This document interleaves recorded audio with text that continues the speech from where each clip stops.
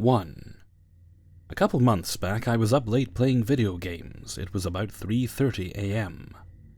I had been playing for several hours at that point, and started to feel restless from sitting so long, so I decided to go for a walk. I live just outside of a relatively small and quiet town in Ireland, and being a grown-ass man in my 20s, I figured I didn't have any reason to fear being out for a walk this late at night, and have done so plenty of times in the past. I put on my jacket, grabbed my headphones, and started out on my usual path. The air was crisp and refreshing. The road lit well from the streetlights, and it seemed like it was going to be a pleasant walk. The bypass has a footpath on one side that's on a sort of hill, so it's slightly elevated from the road. Hugging the footpath is a small wooded area that's near pitch black at night. I was looking down at my phone, contemplating what song I wanted to play next, when I noticed legs of a person whom I almost walked into. I was caught off guard, since just moments ago I had been looking ahead of me, and hadn't seen anyone at all. I glanced up to see an older man in a brown coat. He looked to be in his 70s, and was a bit shorter than me, with an unreadable expression on his face. He says something which I barely hear through my headphones, but I thought I heard something like, "doggy." Assuming this man was simply out looking for a lost pet, I took off my headphones and said, "I haven't seen any dogs, sorry." He then repeats what he said. His voice was high-pitched with a strong accent, and I still couldn't make out what he was saying despite now lacking my headphones. But the final word became clear: "Daddy." I asked him to repeat himself, turning my ear to him and leaning in slightly closer to hear him better. It was only now I had noticed a strong petrol smell coming off of him. He breathed in sharply and spoke again. This time I was able to make out what he was saying. "Are you my daddy?" I don't know how to react to that. Part of me saw humor in the scenario. I'm a third his age, and he's asking if I'm his dad. The other part of me was a mixture of confused and uneasy. After a moment of confused silence, I said, "No, do you need help finding someone?" I really wanted to just keep walking, but what if this clearly disoriented old man genuinely needed help? After another sharp inhale, he says, "Where's my daddy?" Still uneasy about this whole thing, I tell him I don't know, and ask where he'd last seen whoever it is he was searching for. He pauses for a second, then points into the dark, wooded area. I looked over where he was pointing, but it was far too dark to see anything. I start to think about how to proceed with this situation, when I notice his face turned into a scowl, and he grumbles something and reaches into his pocket and takes out what looked like some wet, rolled-up fabric.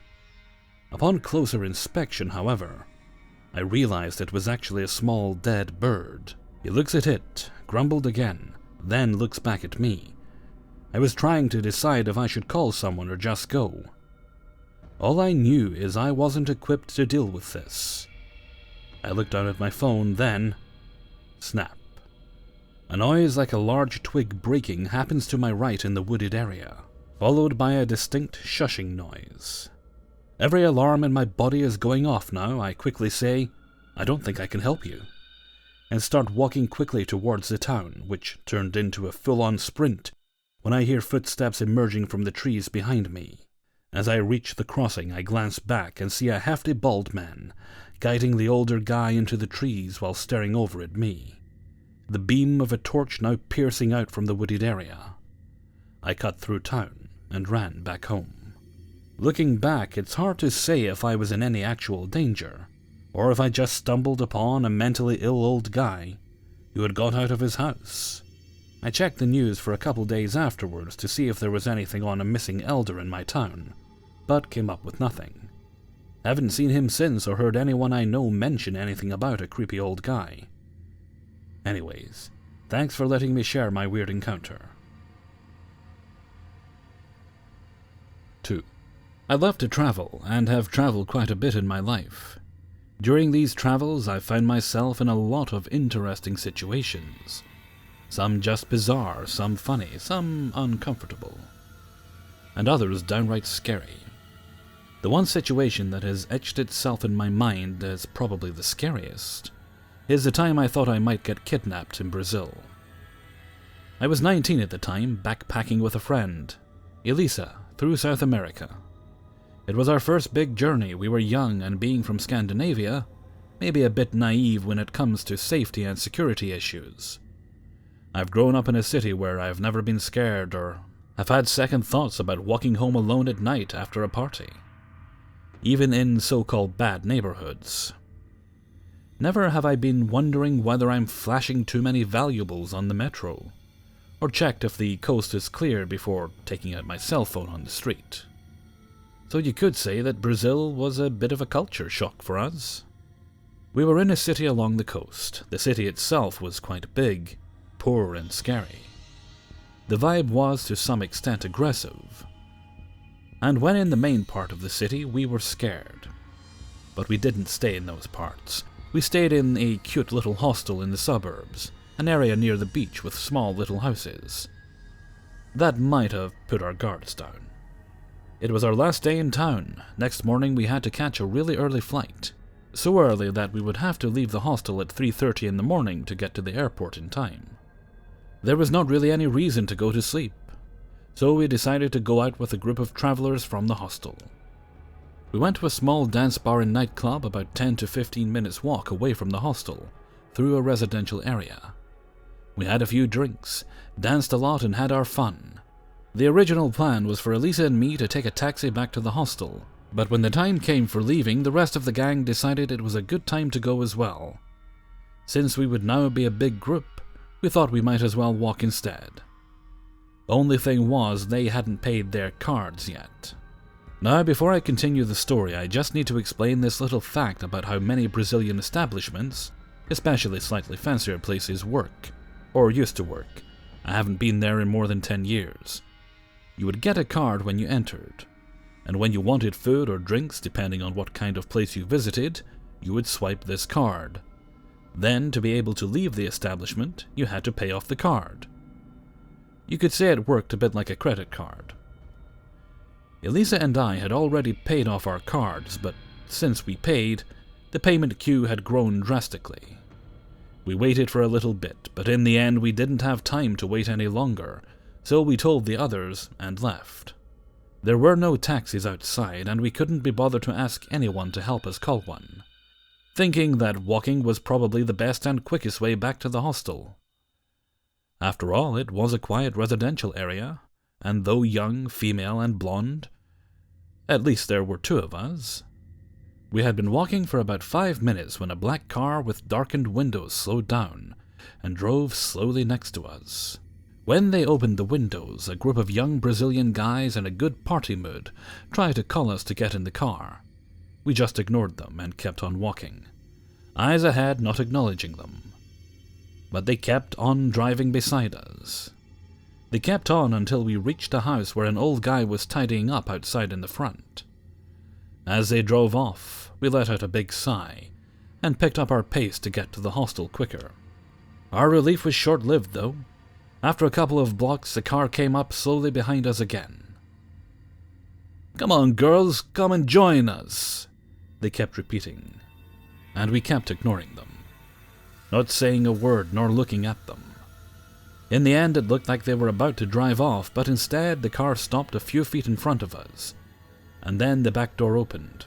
I felt my pulse quicken, and I instinctively locked my arm with Elisa's.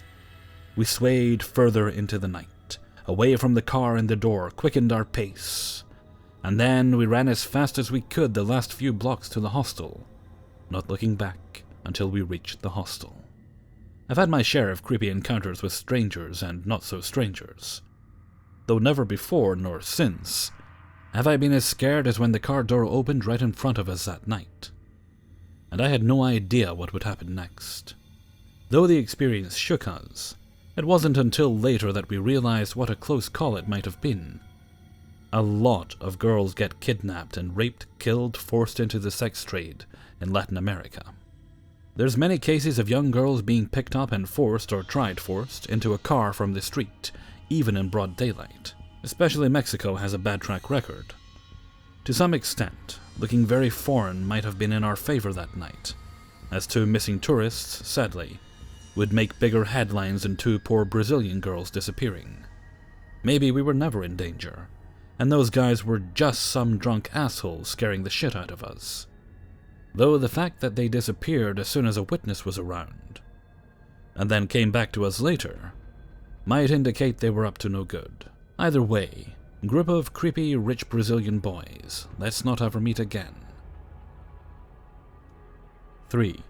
When I was 17, I worked in my local food store. It was a small local shop in the Republic of Ireland, and a lot of the elderly customers used it as a place of socializing.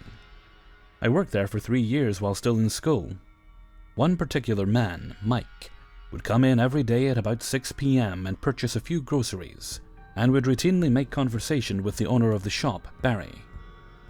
Barry would continue to work while barely engaging with this customer. While I felt pity for this man, I could also argue that Barry had been desensitized to this routine conversation for quite some time now. I didn't think too much about it, and the man never really tried to include me in the conversation, just a mere, "Hello, nice weather," etc. Barry informed me that Mike was in his late 50s and lived with his elderly mother, and had never been married. Other younger customers, and one of the other girls I worked with, would often say things like, "Here comes Jizz Pants." That was his nickname, as it would often look as if his pants were stained. One day it was particularly quiet in the shop, and Mike came in at his usual time and purchased his usual groceries. While he stood around passing time, myself and the owner were discussing music. The radio was on, and next of all the R.E.M. song "Losing My Religion" came on. I sang along. Barry and I both agreed how this song was a true classic. I mentioned owning one of their records, but never gave the band a real listen. Next of all, Mike, with a glisten in his eye, stated that he was a huge fan, and that he owned all of their albums, and even the ones that no one has heard of. He seemed very passionate. I engaged with him about similar bands, and I thought to myself, he's not so bad. He just needs someone to talk to about his interests. Before he left, he said he would copy some of their music for me and put it on a CD. I smiled, assuming this was a friendly gesture with no real weight behind it. The next time I came into work, Barry, with a smirk on his face, handed me about 5 CDs. The copied discs read "R.E.M. for the Shop Girl." I thought it was nice of him and thanked him when he came into the shop that evening. He seemed very happy and attempted to engage with me more than the owner. I didn't have time to listen to the CDs as I was working and in the middle of my exams. Plus, I was never too determined to listen to them to begin with it. Suddenly, his 6 p.m. visits changed. He was now calling in a few times each evening. He would pretend he forgot to buy something just so he could come in and make conversation, and sprout off knowledge about the band. The owner, Barry, seemed annoyed as he was there so frequently and was distracting me from my work, but at the same time he was spending more money. As the weeks went on, I was getting a CD or DVD a week, and I still had not managed to listen to any of them. Every time he would ask, I would give him an excuse, and he would seem slightly angry at me, as if he were a teacher scolding a child for not doing their homework. He would say things like, "Please try to find the time," or "Don't let me down." One day I eventually put on one of the CDs. A friend of mine was over and I decided to put it on as background noise. Before the music started, a voice echoed from my stereo. This is for you. I hope you like this CD. Please listen to 6, 9, and 11. I would love to hear your thoughts. Enjoy it." I found this extremely odd, as did my friend. I told my boss about it and he insisted that he was harmless. His frequent visits continued to the shop. I began to find him annoying, and when we saw him walking in, my boss would send me to the back and tell Mike I was too busy in the back working. He always seemed aggravated by this. One night after work, on my short walk home, I noticed him walking behind me with his dog. He smiled and I waved back. I started to walk faster towards my house, and even though he did not pick up speed, I felt as though his walk was for my benefit. Maybe to find out where I lived. I told my boss the next day and he got very worried. When we saw him come in that evening, I went to the back as usual while Barry had a word with him. He told him his behavior wasn't appropriate, that as much as I appreciated the CDs, that he did not appreciate the constant conversation while I was at work. Mike nodded and agreed, and seemed oddly fine about it all. He even apologized. Days later, I came home one evening and my mother handed me a CD. "This is for you," it came in the door.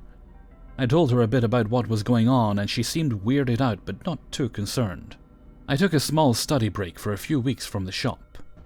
And while out of work, things got weirder.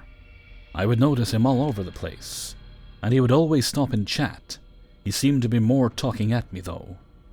He even attempted to jump from a moving bus once because he saw me walk by. I ran into him once with my mother, and my mother said she had known his family as they lived nearby when she was younger. She claimed they were nice people. My mother almost felt sorry for him. I did too, but at the same time, it seemed too much. One day while I was out, he dropped off a very special, one-of-a-kind REM DVD and an Easter egg for me. My mother answered the door that day and found it quite creepy, so she told him off. She warned him from coming near me again. She relayed it to me that she was stern but caring. She seemed to be under the impression that he was a misfortune. She said he seemed taken aback and apologized. He also bumped into another relative of mine days later and apologized again. He seemed embarrassed. When I finally returned to work, Barry said that Mike had not come near the shop in weeks. I felt bad, but also relieved. The remainder of my time in the shop, Mike never came in again. It was like he vanished off the face of the earth. My boss found it strange, but was also relieved. The shop closed down that summer due to loss of profit to a big superstore nearby. Years later, roughly about 6, I was now 23 years old with a child, living in the opposite side of town. I was working in a childcare setting and I finished work one day at my usual time. I came out of work and began my usual half-hour walk home. I put in my earphones and began to stroll. At one point I glanced behind me, and there he is, walking behind me with his dog. I stared at him longer than I should have, and made no attempt to even say hello or show him recognition. He stared at me hard, but he also did not show any sign that he wanted to say anything or even acknowledge me. I turned around and began to walk slowly. He walked behind me most of the way, whistling, losing my religion. I didn't even plan on walking to my house, as I didn't want him to know where I lived. Even though it was 3 p.m. and I was in a crowded area, I felt so scared and so vulnerable. However, he took a different turn at one point. He crossed the street at a set of traffic lights and walked off with his dog. I looked behind me the whole way home. I never saw him again after that. I always wondered what he would have done if he was given the chance. Or was he just a lonely man that wanted someone to share his passion? Either way, let's not meet again. Shop Girl, Ireland. Hey everybody, Hellfreezer here, and thank you very much for listening to 3 True Scary Stories, episode 327. And thank you very much to everybody who allowed me to use their stories in this video. Let's see, when's this one go up? I'm getting a little muddled here with all the recording I'm doing. I think this one's for Monday. Because I probably didn't say it then, because it was a last minute change. You will have noticed you got an extra True Scary Stories that was originally intended for Monday on Thursday. That's because I had a little bit of trouble getting the glitch video together. I needed 5 stories, only had 3. Currently have 4 as of recording this, so hopefully I can get the glitch video put together for this coming Thursday, when I'd already told you guys we probably won't have one. But that's the way it goes sometimes. I try my best and it doesn't always work out sometimes. But hopefully I'll be able to get that particular glitch video finished up and all shiny and everything and ready for to be uploaded for this coming Thursday. At which point I'll hopefully be, well, I wouldn't say sunning myself because as I'm recording this, I'm fairly sure I can hear rain. In fact, is it raining? It certainly looks like it's raining. Glad I did my hedges when I did. Otherwise I'd be getting electrocuted in the rain right about now. And that would be fun. Though I am off this week, I'll probably check in on the channel from time to time to see how things are doing. And I don't know if I mentioned it, but I might do a birthday stream on Wednesday. Is my birthday Wednesday? The 19th, yes, it's Wednesday. So I may do a birthday stream for an hour or 2 on Wednesday, just to pop in, say hi, check on how things are doing, because I'll probably get a bit bored. That's generally how things go with me. I think I'm taking a week off. I must have a rest, and really I must have a rest. It'd be good for me to do so. But I'll probably start thinking, well, I could do this and that and that. Although I'm planning on doing a little bit of working while I'm off. I want to get I want to get as close to completed as I can with that audiobook I'm recording. But yeah, I'll probably do something during the week, just to check in on how everything's going. Okay, and with that I'm going to head off for now. So until next time, thank you very much for listening, and take very good care of yourself.